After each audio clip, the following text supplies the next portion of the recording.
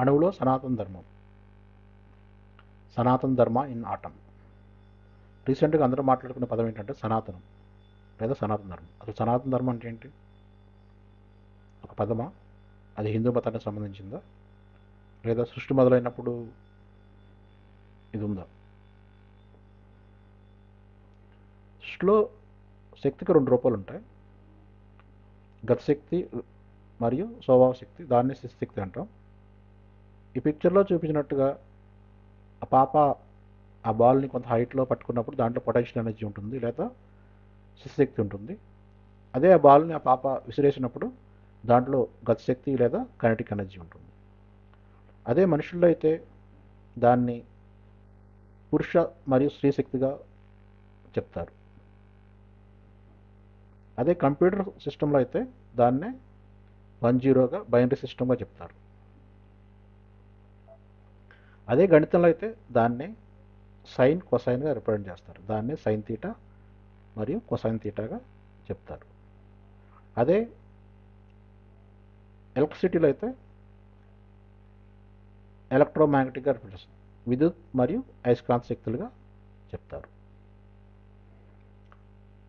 అణువులు ఈ రెండు ప్రాథమిక శక్తుల ద్వారా ఏర్పడతాయి. అలా ఏర్పడిన అణువే ఈ పిక్చర్లో చూపించిన అణువు, ఆటం. దాంట్లో dynamic energy or magnetic energy north ఉంటుంది,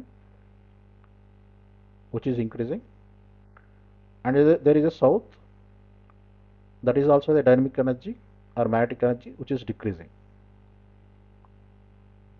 నార్త్ అనేది గతశక్తి, ఇంక్రీజ్ అయ్యే గతశక్తి. సౌత్ అనేది డిక్రీజ్ అయ్యే గతశక్తి. అదేవిధంగా ప్రోటాన్ ఉంటుంది. ప్రోటాన్ అనేది static energy or potential energy, అది అనేది ఇంక్రీజ్ అవుతూ ఉంటుంది. అంటే మరియు ఎలక్ట్రాన్ ఉంటుంది, అదే static energy or potential energy తగ్గుతూ ఉంటుంది. ఈ న్యూట్రాన్ అనేది ఈ స్టాటిక్ ఎనర్జీ ప్లస్ ఈ dynamic energy, not dynamic energy, proton, static energy, ఈ రెండు కలిపితే న్యూట్రాన్ ఏర్పడుతుంది. అణువులో సనాతన ధర్మం. ఈ నార్త్ అనేది డైనమిక్ ఎనర్జీగా తీసుకుంటే అదే బ్రహ్మం, అదే బ్రహ్మ. సో ఇంక్రీజ్ అయ్యే డైనమిక్ ఎనర్జీని బ్రహ్మగా తీసుకుంటాం. సరస్వతిని ఇంక్రీజ్ అయ్యే స్టాటిక్ ఎనర్జీగా తీసుకుంటాం, దాన్నే ప్రోటాన్ అంటాం. విష్ణు లక్ష్మిని ఈ డైనమిక్ ఎనర్జీ స్టాటిక్ ఎనర్జీ కాంబినేషన్ని న్యూట్రాన్గా తీసుకుంటాం, దాన్నే విష్ణు లక్ష్మి అంటాం. డిక్రీజ్ అయ్యే డైనమిక్ ఎనర్జీని, అదే మ్యాగ్నెటిక్ ఫీల్డ్ యొక్క సౌత్ని శివగా తీసుకుంటాం. డిక్రీజ్ అయ్యే స్టాటిక్ ఎనర్జీని, దాన్నే ఎలక్ట్రాన్ అంటాం, దాన్ని పార్వతిగా తీసుకుంటాం. ఇప్పుడు మన టెంపుల్ని కంపేర్ చేసుకుంటే బ్రహ్మగుడిలో బ్రహ్మ ఉంటాడు, సరస్వతి గుడిలో సరస్వతి ఉంటుంది. బ్రహ్మ సరస్వతి విడివిడిగా ఉంటారు. కానీ విష్ణులక్ష్మి గుడిలో సీతారాములు, లక్ష్మీ నరసింహస్వామి, కృష్ణ, రుక్మిణి ఇద్దరు కలిసి ఉంటారు.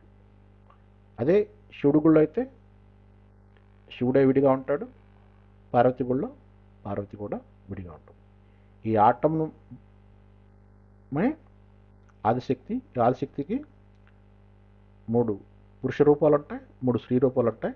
ఆ పురుష రూపాలే బ్రహ్మ, విష్ణు, మహేశ్వరులు. స్త్రీ రూపాలే సరస్వతి, లక్ష్మి, పార్వతి.